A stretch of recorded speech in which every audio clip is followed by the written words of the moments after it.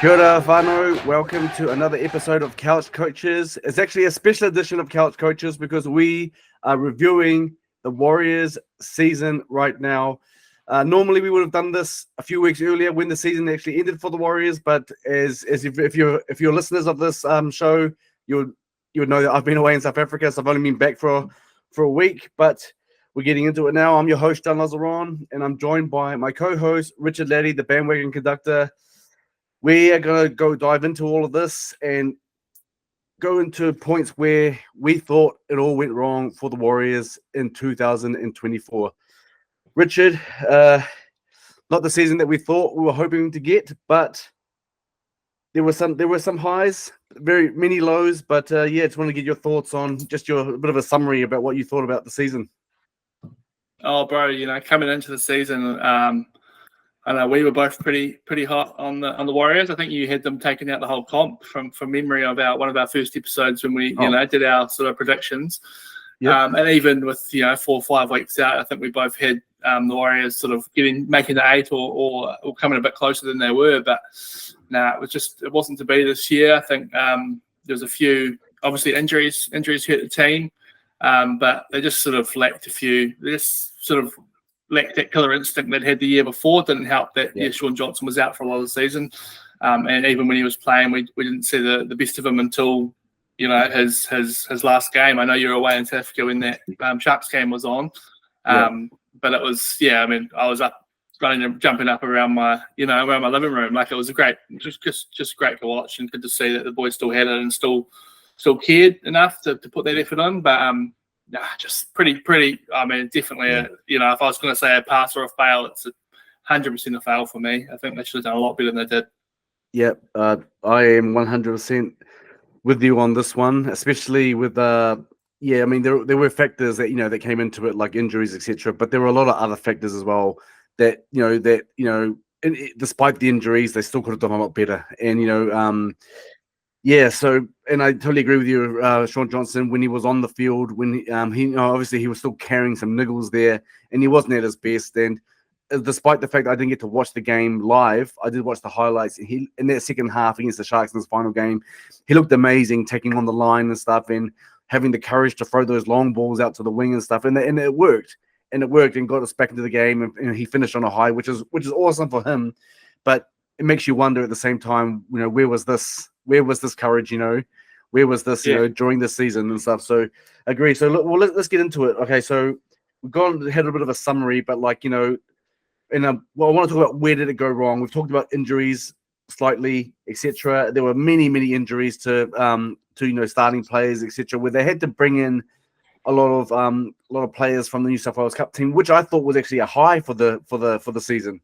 Because it sort of birthed some players that you could handle it. You got Sivakula, Halasima, Toa, all those guys. They came in and they were brilliant, which is again for me makes me question why they weren't used a lot more during the season. But let's start with a big one, because we're just going on the Shaun Johnson topic right now. He is left now. There's a big gap there at number 7 that he is left, and right now, the halves that we have at the Warriors are Luke Metcalf, Tamari Martin, Janelle Harris-Tavita. And I read earlier in the week that I think from Stacey Jones was saying that Jet Cleary will train with the first grade team, but doesn't mean he's going to be in contention. You know what I mean? I don't think he'll be in contention, but those are basically the halves, right? That we have at the moment. And so there is a big gap there at number 7. Who do you think should be wearing the number 7 jersey next season? And it's a big question. Or do we need to still recruit someone else in the halves? Or do you think someone moves there and we need to recruit at number 6? Yeah, I wouldn't mind if we recruited someone like Jerome Hughes or something. He's playing pretty good at the moment. I think we've got enough talent there that we should be able to get a good half pairing out of between those three. I think personally, I've got a feeling that we're going to disagree on this, but I want to see Tamari Martin in that jersey. I think when we saw him there this season, he was really good. Like, he had a really good relationship with partnership with Harris-Tavita. When he was playing 6, we just did not see the best of him. He was yeah, I mean, him and Johnson they just could not figure out who was doing what. He does look like a pretty natural 7, got a bit of a running game, a pretty good kicking game. The one knock on it is that he doesn't seem to be able to kick.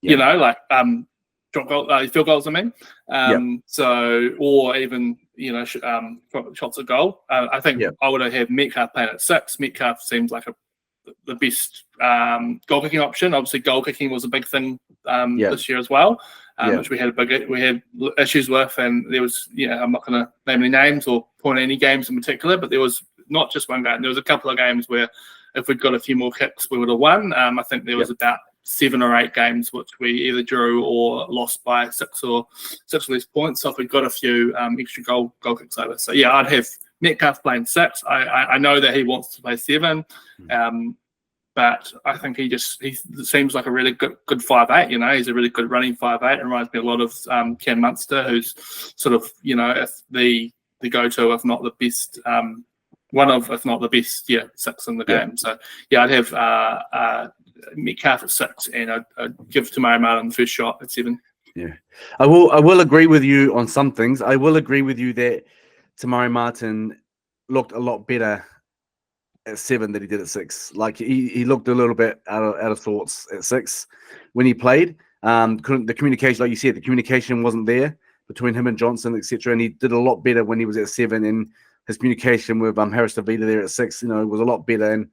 But I personally would still rather have Metcalf at 7. That's just me personally.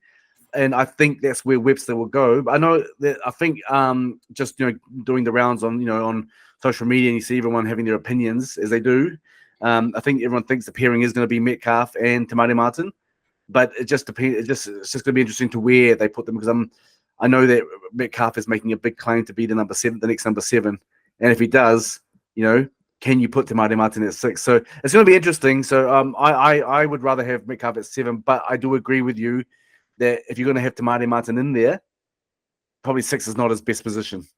So there's a lot of things to think about for the coaches coming up to the next season. Yeah, I was going to say, if it does end up being Metcalf, it was quite a nice moment in that Sharks game where Johnson made that break and he passed the ball off to Metcalf. It was almost quite sentimental in the way that it was sort of like the passing of the torch, Johnson being like, "Hey mate, this is your team now." So yeah, I wouldn't be surprised at all to see it. It probably does make the most sense as far as if he wants to play 7. I think he signed on for quite a few more years as well. He signed on until 26 or 27. So they might want to say, "Hey, look, this is your team. We'll give you the first shot." But personally, just because the Tamari Martin 6 factor, maybe Tamari Martin will play 6, and Metcalf play 7, and they'll be able to figure out, because then maybe we'll be able to see Tamari Martin. Because when he was playing 7, he had a really good running game as well, Tamari Martin, I thought. So it'll be interesting to see what happens, and they'll have a few trial games to figure it out. Yeah, exactly. So it'll be interesting. That'll be a big one, and it'll be obviously comes down to the coaches who they choose, but a lot of people are going to have their opinions, and I think people are already agreeing that Tamari Martin and Metcalf will be that pairing. It's just where what spot will they have, and I don't see Tamari Martin as a 6, and I think we both agree on that one as well. But interesting to see what happens. I wouldn't mind, and this is just me this is just a little bit outside the box, throwing my man in there, to a picky, having a go at 6 as well, because I think that he's not going to get many. I mean, as much as I would love to see him more in the team, he's a fullback, and we can talk about this a little bit later on, but I still think Rogers should be there and Chance should be moved to centre like he is in the Kiwis. That's my thinking. That's my thinking. But then if you do that as well, Tuapuki won't get a go at the back unless someone gets injured, which with Warriors like it happens quite often. But throwing it almost feels like what's happening at the Titans with Keno Kinney. Like they've like Brimson basically wanted to play Keno Kinney and Jaden Campbell as well. Like they're sort of like, we've got this Brimson guy. Like, what are we going to do with him? Because we've got these 2 young guns that we need to find a place for. The more I think about it, the more I'm coming around to Tuapuki being in there somewhere. Even putting him in 1, putting Chance in centre and Tuivasa-Sheck on the wing on Montoya's wing. Yeah, that's actually not a bad. I didn't think about it that way. So actually, good. That's a good point. When I said it, I was thinking outside the box. I was thinking, even put to a picky at 6, or even Chance. Remember, Chance played 6 against the Panthers when we won on Magic Round, and that was awesome. I don't think he would want to be there, for a full season, but it's just throwing those things out the box because you got to utilize your X factor players, and I think Tuapiki is an X factor player, and I think he's, to be honest, and no disrespect to the New South Wales Cup team, they're an awesome team. They did well, the season as well. But I just think he deserves to be in first grade. That's just my opinion. And I think that if he doesn't get first grade more time in first grade soon, we've said this before previously, that he'll probably go because there'll be other clubs that I'm sure they would want to sign him up.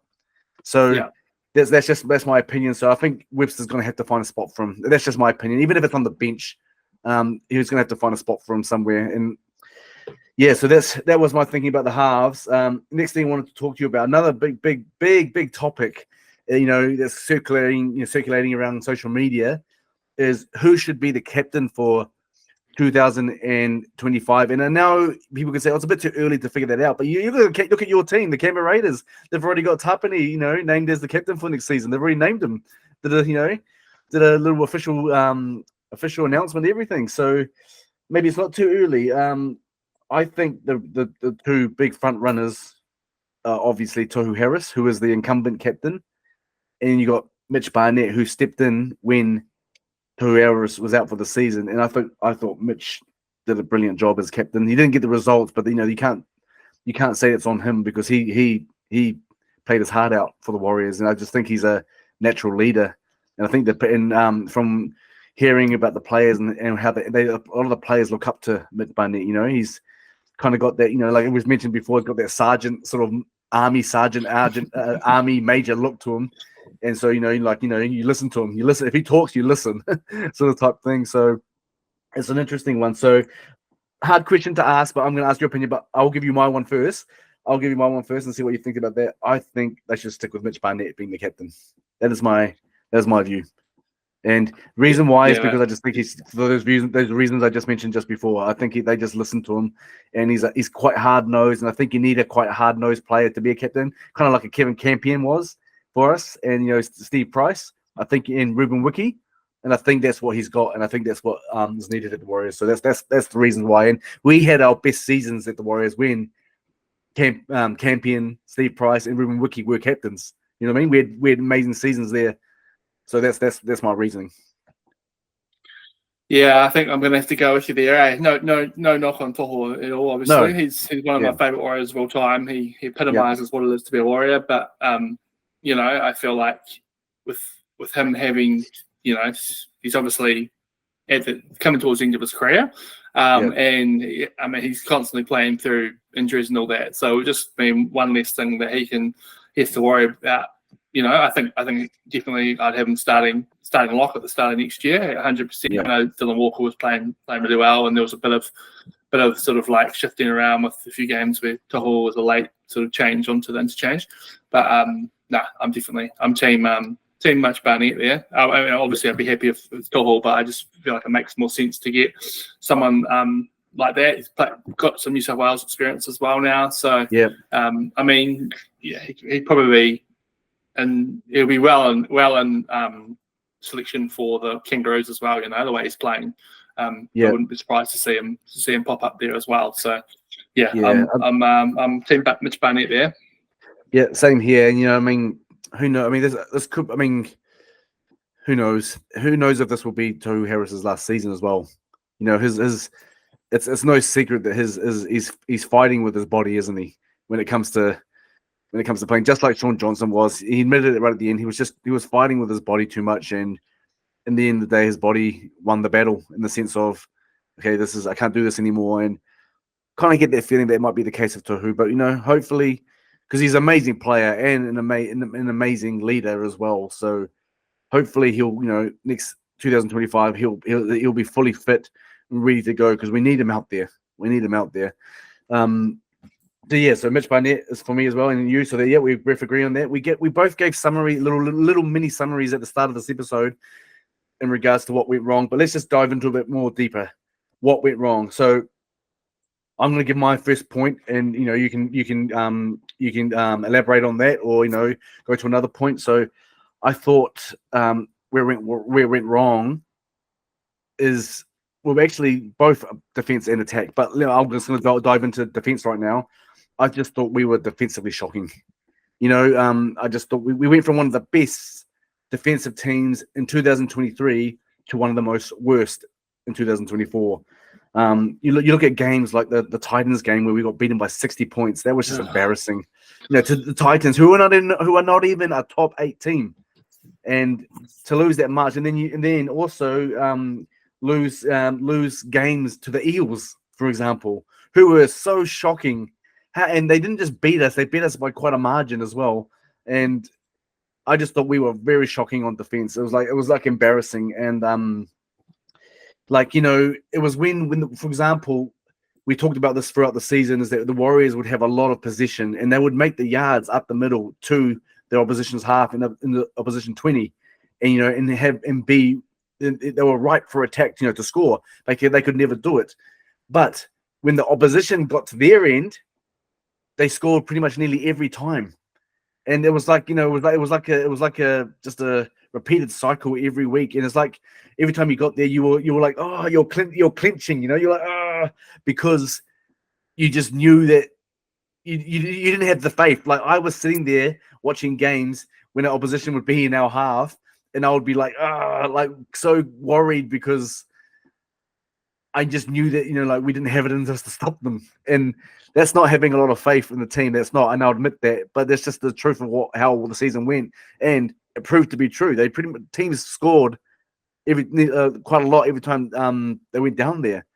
So yeah, I just thought our defense was shocking. I mean, we blew, you look at the start of the season, we had leads against the Storm and the Sharks, right at the start of the season, we blew those leads. I know there were tight games in the end and stuff, and there was still a lot to go on in those games, a lot of hope to go on from those games. But yeah, we blew a lot of leads, and we did that quite often. And yeah, so I just thought our defense was just quite shocking. That is one area for me where it went wrong. It's just that there was no coordination in defense, a lot of gaps, too much running up into the line where it gave teams bit of a chance to break through holes, and then there was no one at the back, except for the fullback, and it was just too easy sometimes. It was just too easy sometimes for teams, and I think that's something that they really need to clean up over the preseason, of the off season and preseason, is sort out the defense, because it was shocking, in the scores. I was going to say, on the back of that, it was sort of like you talk about those times when the opposition would get in our half and then score easily. Yeah.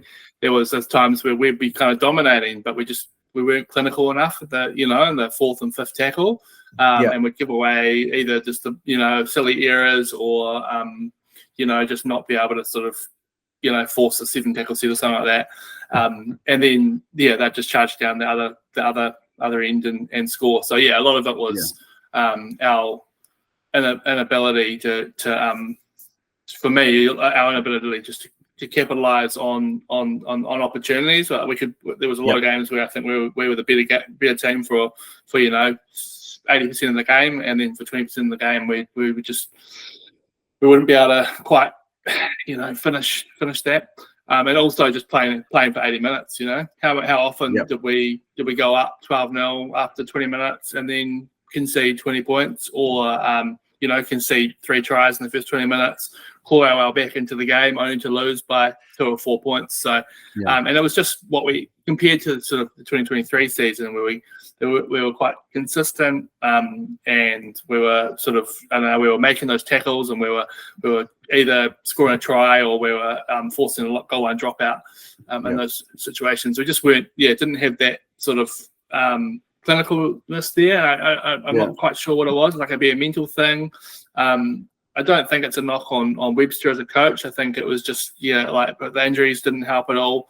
There was a lot of that, but and not having a solid half pairing. I think it just shows how important the halves are in a team. But for me, the two things I was thinking of were just playing for 80 minutes, which we just weren't.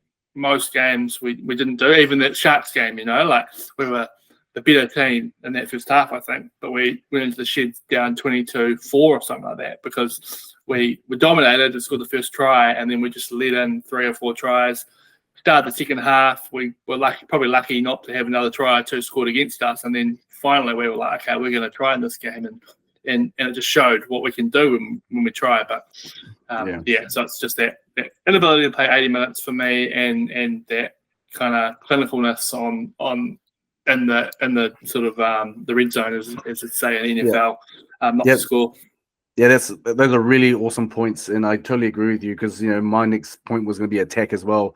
I thought that it was too predictable. You said it wasn't clinical enough. It was too predictable. Teams already had sussed us out, and so that's why we were unable to score. And there were times when we would be in the teams, inside their 20, and we would have multiple sets. There would be restarts and stuff, and we still couldn't get the ball over the line, and we just couldn't do it. And it was frustrating to watch because, especially when, like you said, there was a lot of times when we dominated, and especially up the middle. We were able to make the meters, and you got to think, Fanua Blake, the likes of Fanua Blake, Mitch Barnett, those guys coming in and making all those meters, but then we weren't able just to put string passes together.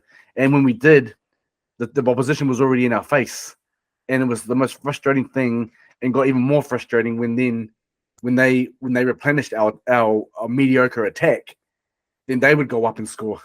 That would be the most frustrating thing about that season, about what happened this season. And yeah, totally agree with you. In 80 minutes, you'll never hear teams say, "Oh, we were complacent," and stuff like that. And I don't think that was on their minds. But it kind of felt like when they would go up like 12-0, like you said. It felt like they got a bit complacent, thinking, "Oh yeah, we know we got this sorted." Not thinking. They wouldn't be thinking that, but it looked like that on the field, didn't it? It looked like that on the field where they just allowed the team just to get back into the game. It's like it's like an opposition team can go, "Okay, look, they're up 12-0, 14-0, but don't worry, we got this. We can get back into this." You know what I mean? We just needed just to breach their defenses once, and make a one line break, and we're in. And that's what it felt like, and that's why. It was so hard to watch as a loyal Warriors fan, because you could just see the stuff, the minor mistakes, the unforced errors, the missed tackles, etc. It was just it made you grit your teeth, didn't it? It made you just just get so angry, like you said. And I wish I could have seen that last game, because, like you said, you were jumping around in joy. It was good games. Yeah. I saw the highlights, but highlights doesn't show the build up to everything that was happening. It doesn't show the highlights, the build up. The highlights don't show the build up. Sorry, to what was happening. And so those were the two big things for me: is attack and defense. And we just predictable. Those are the words I'm going to use: predictable, bit complacent, and also just never looked like scoring. We would be down there, and I was never confident that we would score, and that's a hard thing to take as a fan, right? And that's a hard thing to take as a fan. But look, the season's over now, so those are the things I'm sure that if we can see them as just as fans, and every other fan can see them, that because it's quite consistent with the going around social media, but not just social media, in the media as well. Everyone's saying the same things, where the problems were, injuries, defense, attack, poor mindsets. Even Stacey Jones came out and said off the field, there were injuries, but off the field there were some issues as well. There were some guys, having some, I don't know if he said it was mental issues, but there were some off the field issues with the players that might have came into effect. Do you think that I know this has been talked about and it's pretty much done and dusted now, but do you really think that the Fanua Blake incident, where he decided to leave, played a big part on the heads of the Warriors players, or do you think that's just an excuse? I think it must have had an effect of some sort, definitely. Like, you think about that it was about midway through the season, or a match around round 11, round 12. Probably our best win of the season against the Panthers, which nobody predicted. And the club should have been like, okay, from here, I think we just got to, we were a few players down there, but I think on the 2 or 3 weeks after that, we had some of our big names sort of coming back into the team. So it should have been a time where maybe it was where we thought, well, we did think that was sort of a turning point in the season, but they weren't able to sort of capitalize on that. So yeah, it must have sort of, it definitely had an effect on the team. Yeah, and that's a shame because he was probably, well, I think he was probably our best or our second best player of the season. You know, when you look at the stats and all that sort of thing. But yeah, I mean, I wish him all the best. Heading into the Sharks. You know, he's it was good that he got up for that game against the Sharks as well. You know, like it was still obviously meant a lot, and he won the Players Player award at the Warriors Awards. So I mean, that sort of shows that they perhaps think, you know, they obviously still rated him highly despite that.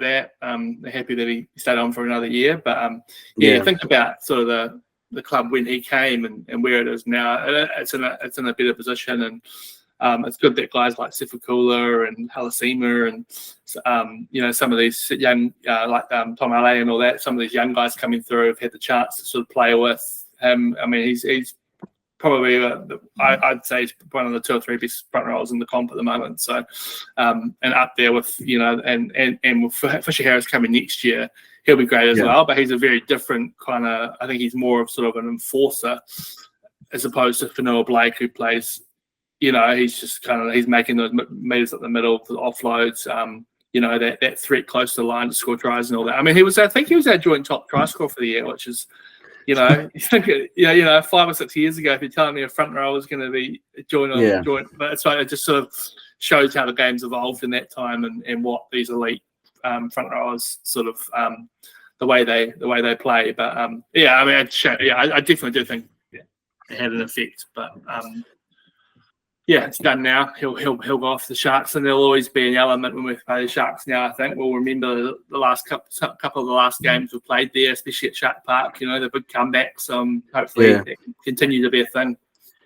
Yeah, no, I agree with you. Agree. He is going to be a big loss. He is a big loss. Like I'm a big fan of Fanua Blake and the way he just carved up meters with ease, and the reason he was a score trying machine is because. You put him in a gap, or even not even a gap, just that close to the line, it's hard to stop him. So it's I've mentioned this before.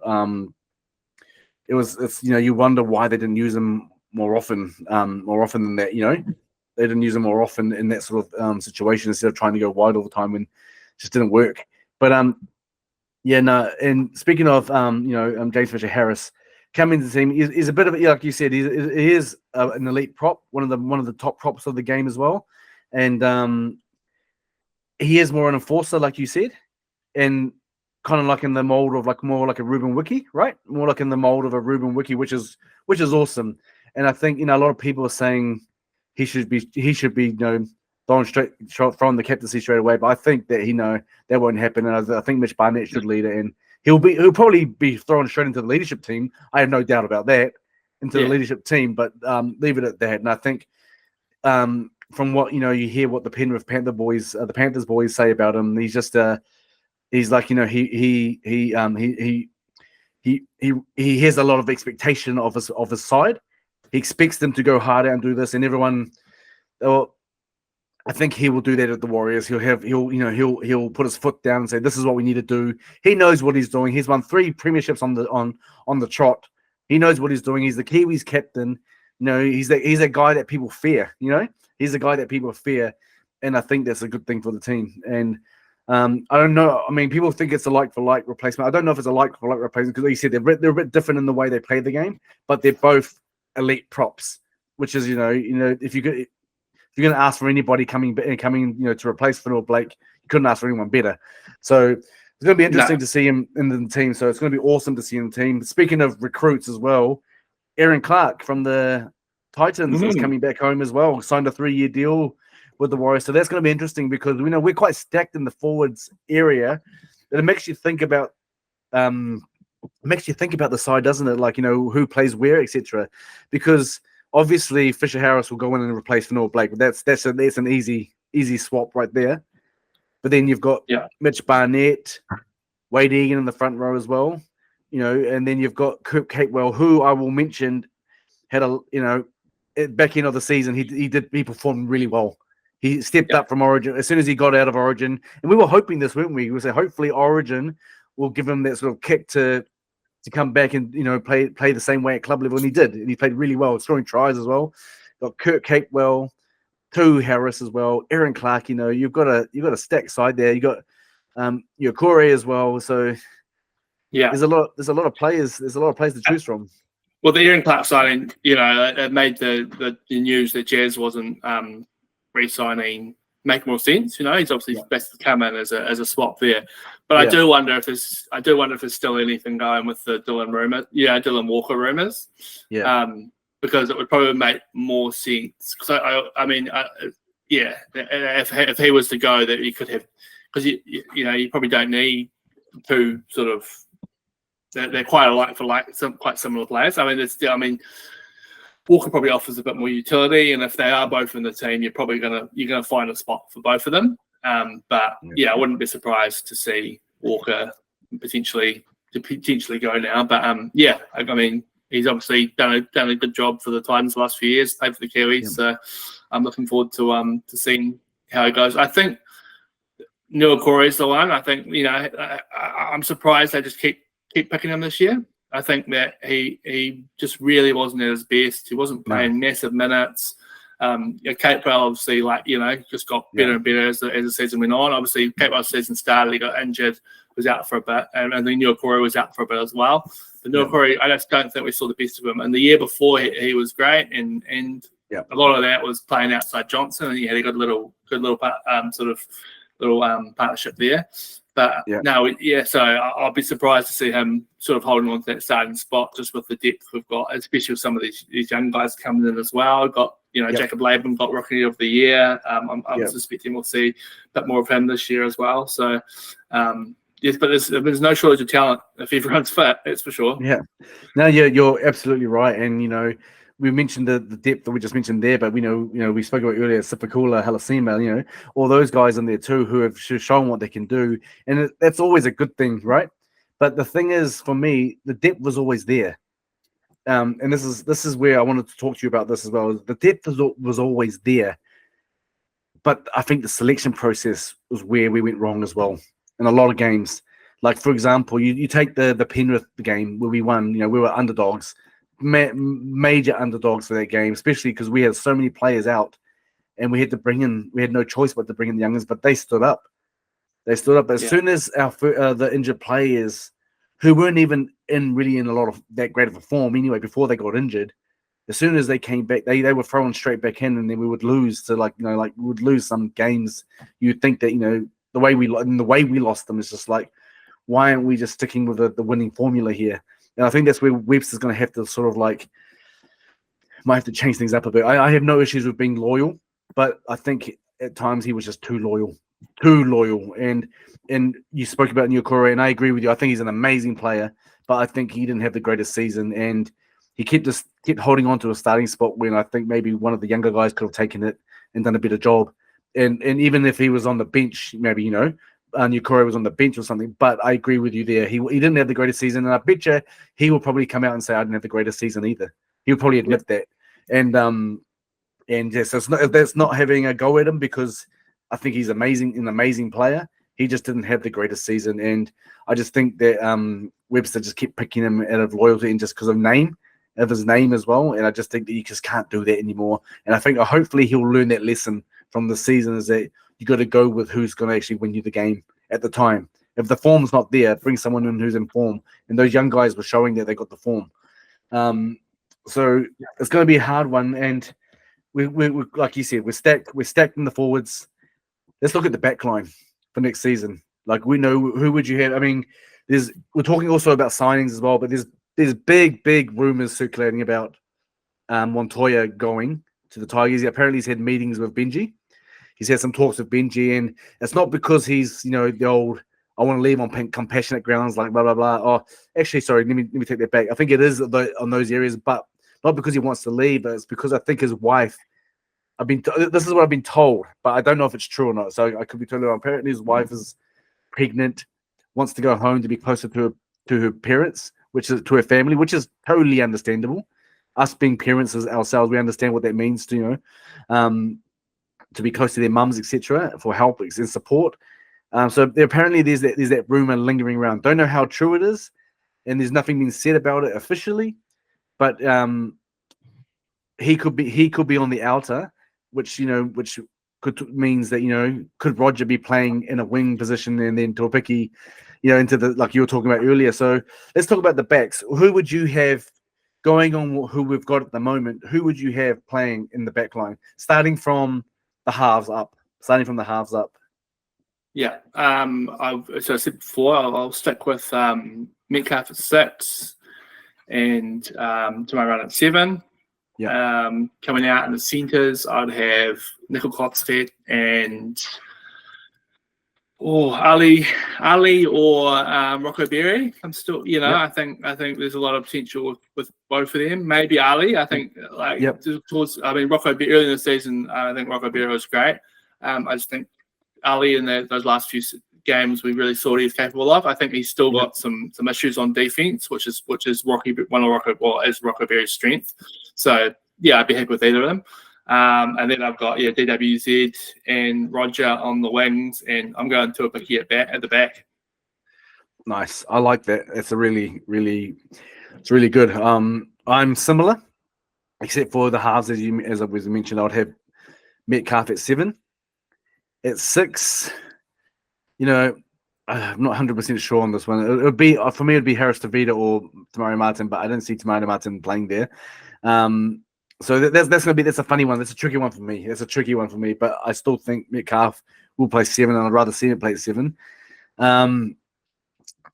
Centers, I agree with you that Chance should be moved there. He plays there for the Kiwis and does a good job. He's a workhorse.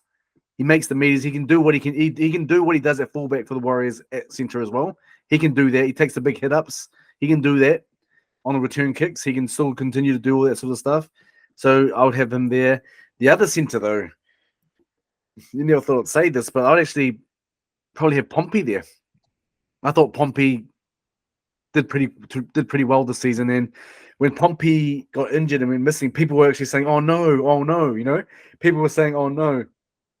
Because not only was he doing well on attack, I thought he was pretty sound defensively, but he could kick the ball as well.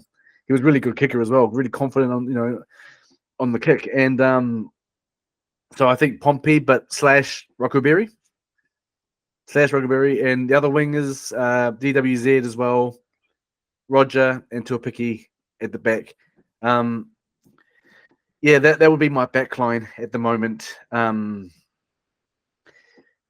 I don't think we have the same depth that we have in the backs that we do in the forwards, but that would be my back line at the moment. Yeah. And I think I completely forgot about Pompey, to be honest, but I think I would still go with one of those young boys with Chance there. I mean, it's likely that Chance will be at the back, but I'm just worried that we'll lose Tuapiki. He just looks like such a good young talent and someone that we need to do everything we can to hold on to. So, I mean, it just depends whether the other guys are happy to sort of be moved around. Yep. No, that's fair call. It's going to be interesting, isn't it? It's going to be really interesting, isn't it? Like, just to see how they come out. Because I think on paper we have a stacked team from 1 to 13. And even with the bench, who we can bring on the bench. It's about making sure they execute those attacking plans well and to be defensively sound, because that's where I think we were lost. We got lost there, and that's what they had a big play in why our season went so bad. I mean, I was going to ask you, do you have any more highs for the season? Because I mean, the only one I can think of, besides the up and coming players, etc., is that we sold out every home game this season, which I predicted. Can I just say that I predicted at the start of the season we will sell out every home game. So the fan base is still going strong. So that's an awesome part for the Warriors. The fan base is going really strong, really popular, selling out the games really quickly. Memberships, merchandise going. So they'll be quite cashed up, the Warriors right now, because it's a really golden period for the Warriors in terms of marketing and commercial as well. They've opened a new bar. Is it called Full Time? The bar that they've opened up? Something like that. It wasn't a very inspirational name, I thought. Let me just have a quick look at it. I know it's called full time. Save that for another podcast. Yeah, I don't know. Yeah, it's called full time, but it's so basically they're doing really well commercially and stuff. So that's what I meant by another high for the Warriors as a club. For me, is that they're doing really well off the field as well. Doing really well off the field. So I think that's they're in a good place there, the Warriors off the field. They just need to convert that again onto the field as well to complete those positives on the field as well. Any highs or lows for you? Any extra highs or lows for you? I'll go with the highs because we've talked a lot about the lows here. Probably the emergence of Mitch Barnett, as a leader, as one of the sort of I think one of the best sort of forwards in the game at the moment. And I mean, I just feel like he came so far last year. I think the year before he had a bit of a tough season. I think he had like a neck injury or something, and I think he was almost thinking of retiring at that point. Kind of the emergence of him and just some of these young guys, your Tuapikis. I think Ali Latoa had played before, but I think he got a bit more game time. Rocco Berry as well. I thought Rocco Berry, when he was obviously out for a lot of the second half of the year, but when he was there at the start, I thought he was brilliant. He was one of the shining lights defensively and a pretty weak defensive line all the time. I mean, he could even, because he's bulked up quite a bit, he could even bulk up a little bit more, and we could even see him play as sort of, interchange kind of, covering second row as well. Because we've talked a lot about having some backline cover on the on the bench. So you could have someone like Rocco Berry there because defensively he plays. He's very sound and obviously plays as centre. So a lot of what you're doing is going to be you see it a lot. Like people can play centre, or they move from centre to second row or vice versa.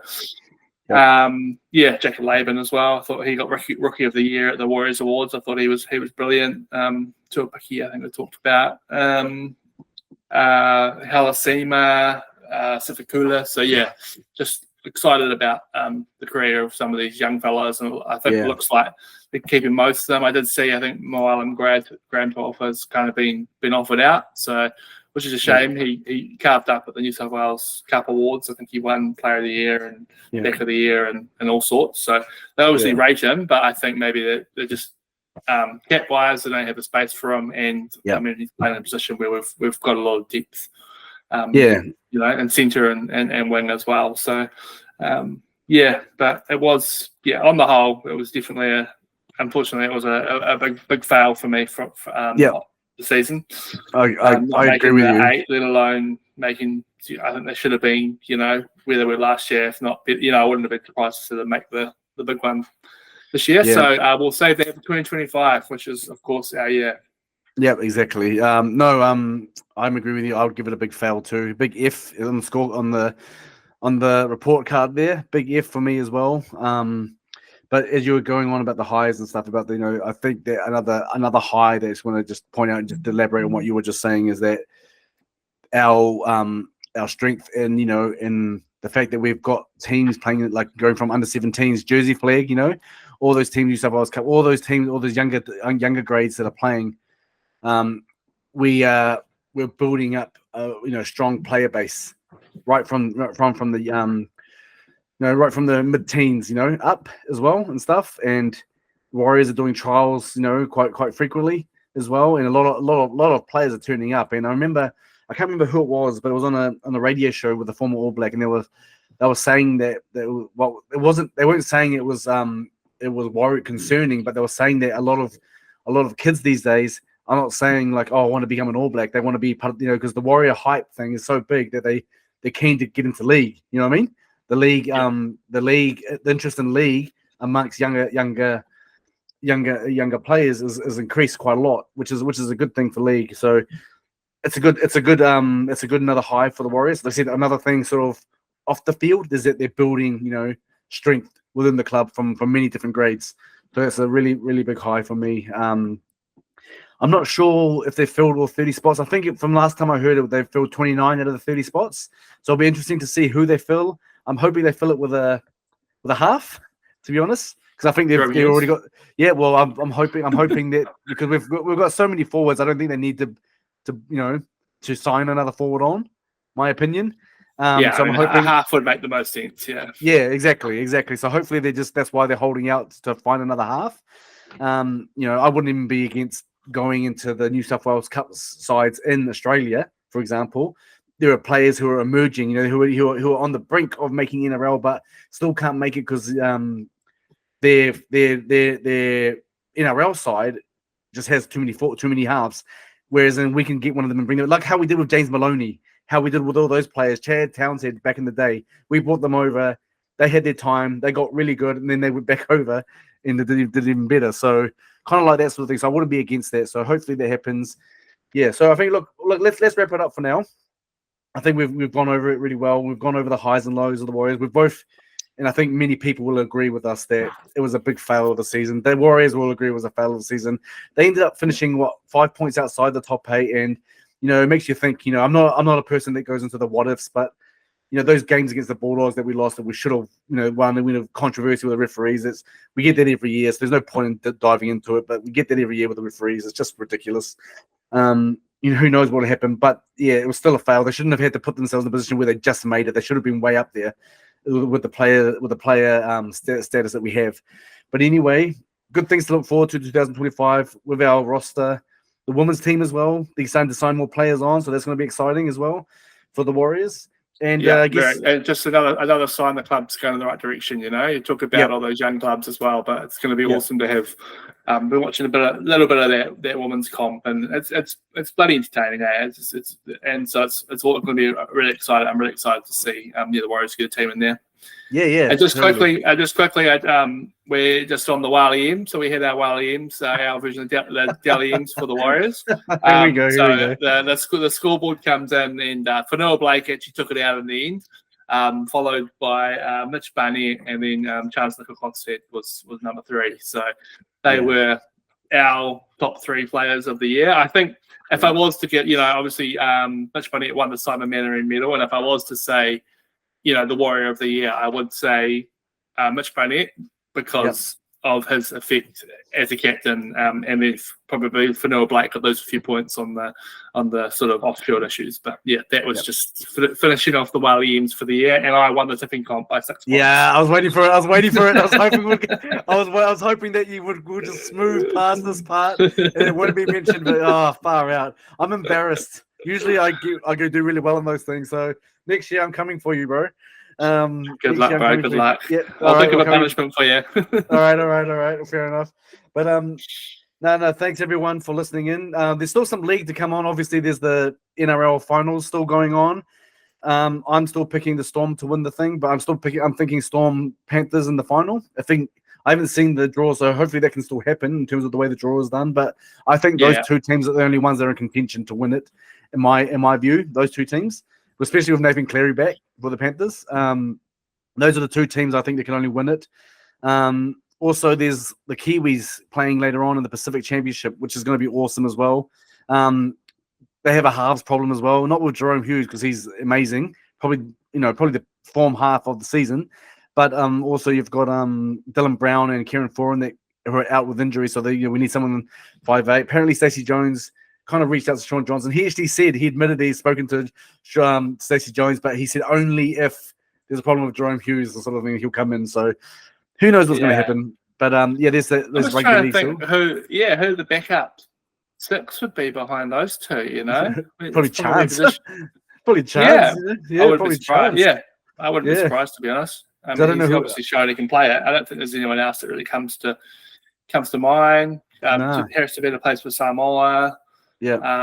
Tamari Martin, maybe, but actually, yes, it's we've talked about that already. He's not a great 6, so yeah. But I'm pretty sure we'll do an episode for the Kiwis anyway because we just love the Kiwis just as much as the Warriors.